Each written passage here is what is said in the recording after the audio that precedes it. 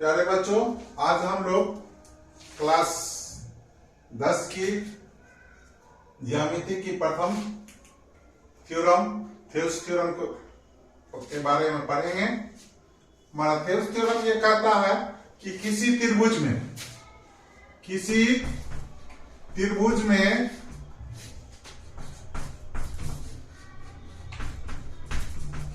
त्रिभुज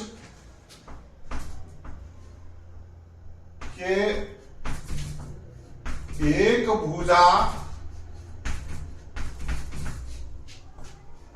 के किसी बिंदु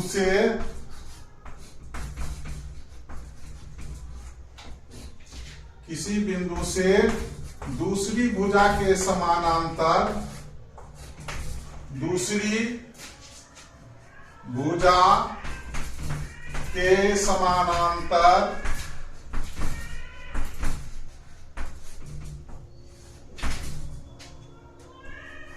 खींची गई रेखा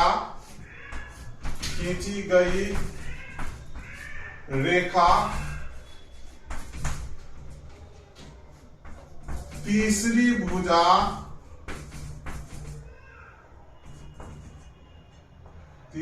भुजा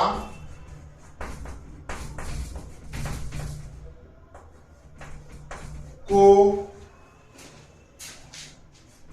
समान अनुपात में विभाजित करती है।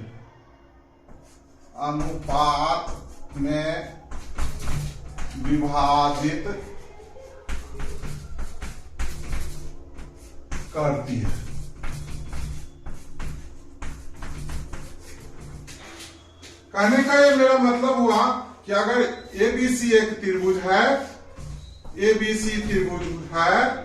और AB के किसी बिंदु पर अगर किसी बिंदु से मान लीजिए कि यह बिंदु D है, तो D से BC की समानांतर अगर हम कोई रेखा खींचते हैं, ये D रेखा हमने खींचा, तो थेव्स थ्योरम मेरा कहता है कि AD बटे DD का जो ये अनुपात है, AD बटा DB का जो अनुपात होगा, वही अनुपात AE और EC का होगा।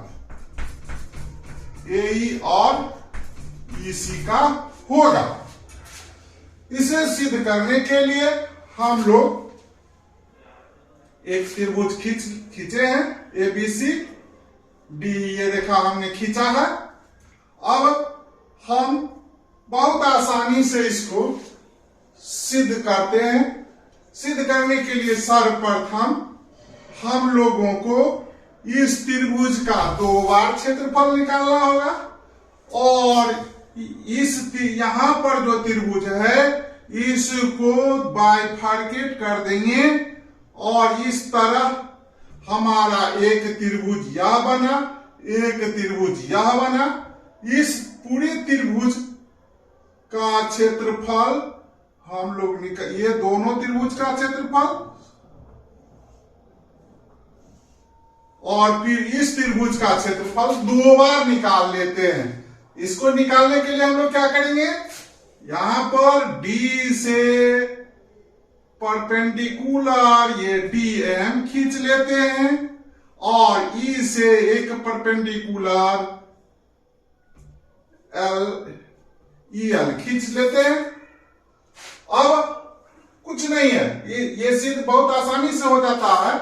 हम लोग क्या करते हैं, त्रिभुज ADE का क्षेत्रफल 2 बार निकालेंगे। ADE का क्षेत्रफल तक 2 बार क्यों निकालेंगे, तो एक बार आधार हम लोग इसको LE मानेंगे, और दूसरा बार जो है आधार हम लोग DM मान करके निकालेंगे। तो AD का क्षेत्रफल, जैसा कि हम लोग जानते हैं, त्रिभुज का क्षेत्रफल 1/2 आधार गुनी ऊंचाई होता है। तो AE यहां पर हमारा आधार, ये अगर हम ये आधार लेते हैं तो लंब मेरा यह हो जाता है DM। तो लिखते हैं 1/2, आधार मेरा हो गया AE, लिखते हैं AE लंब मेरा हो जाता है डीएम। तो डीएम यहां लिख दिया। अब पुनः त्रिभुज एडीई का क्षेत्रफल हम लोग निकालेंगे। अब आधार हम लोग को लेना है एडी। एडी जैसे ही आधार लेंगे तो ये लंब मेरा हो जाएगा एडी। तो 1/2 आधार हो गया एडी और लंब मेरा हो गया एलई। तो लिखते हैं एलई और इसको देते हैं नंबर 1, यहां देते हैं 2। पुनः अब त्रिभुज BDE का क्षेत्रफल निकालते हैं। त्रिभुज BDE का क्षेत्रफल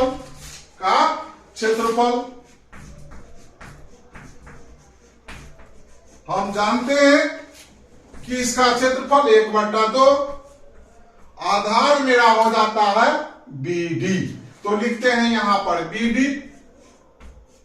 और यहां पर लंब मेरा हो जाता है DLE।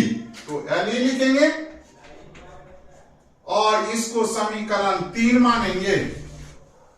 इसी तरह अब हम लोग जो है त्रिभुज DCE का क्षेत्रफल निकाल लेते हैं। DCE का क्षेत्रफल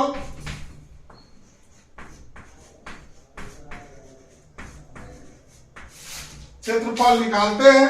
ये हो जाता है मेरा 1/2 गुने, यहां पर आधार हम लोग लेते हैं CE और लंब लेते हैं जैसे ही आधार लेंगे लंब मेरा आ जाएगा L।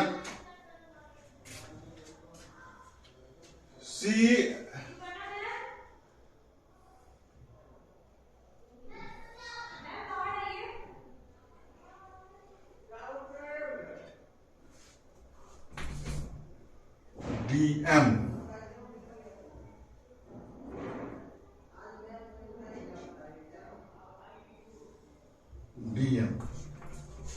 ये हो जाता है और ये समीकरण हो गया 4।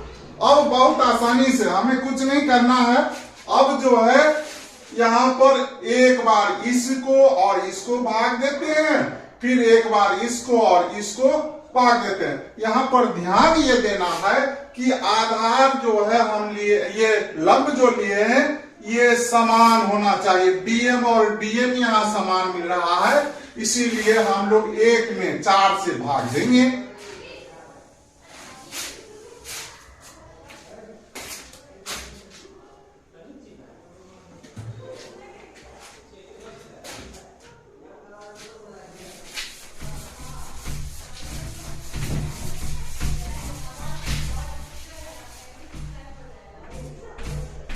समीकरण 1 में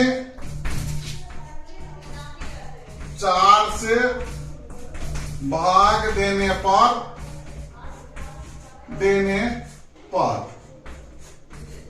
क्या हो जाएगा? त्रिभुज ADE का क्षेत्रफल बाटा त्रिभुज BDE का क्षेत्रफल बराबर हो जाएगा 1/2 गुने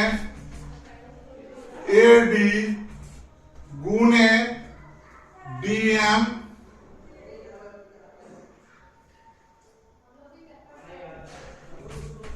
LE बाटा 1/2 गुने BD गुने LE। LE कट जाता है, 1/2 1/2 कट जाएगा, यह बच जाएगा AD बाटा BD। इसको समीकरण मान लेंगे हम लोग 5। अब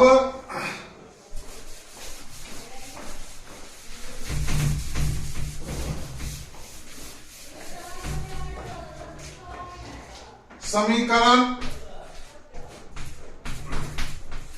3 में 2 में 3 से भाग देने पर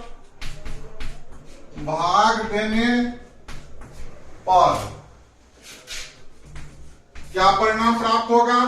1/2 त्रिभुज ADE का क्षेत्रफल बाटा त्रिभुज CDE का क्षेत्रफल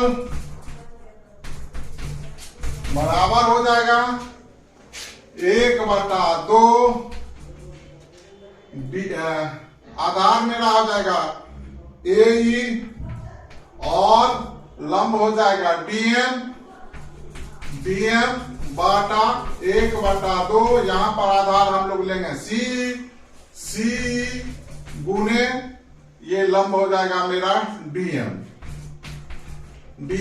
कट जाएगा 1/2 1/2 कट जाएगा, मेरा हो जाएगा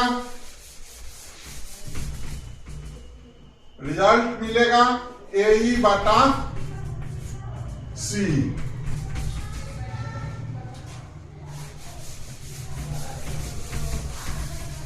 अब जैसा कि हम लोग जानते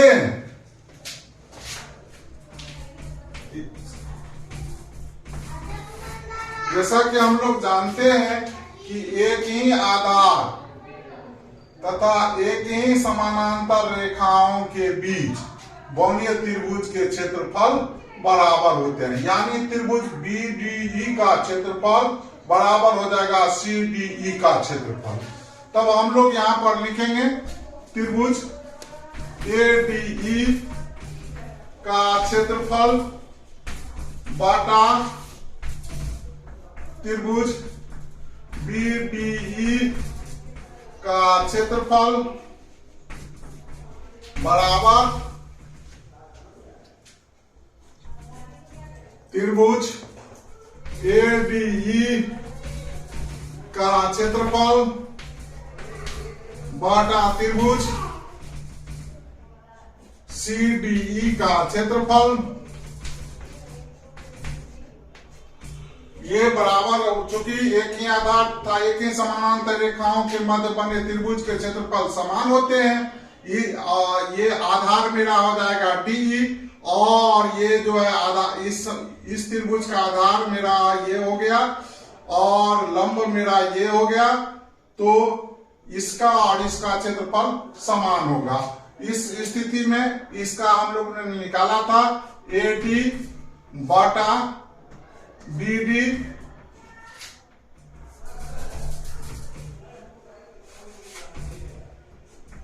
DB बराबर हो जाएगा AE बटा EC। यही हमको सिद्ध करना था, तो ये साबित हो गया। दूसरे वीडियो में हम इसका कन्वर्स के बारे में बताएंगे। धन्यवाद।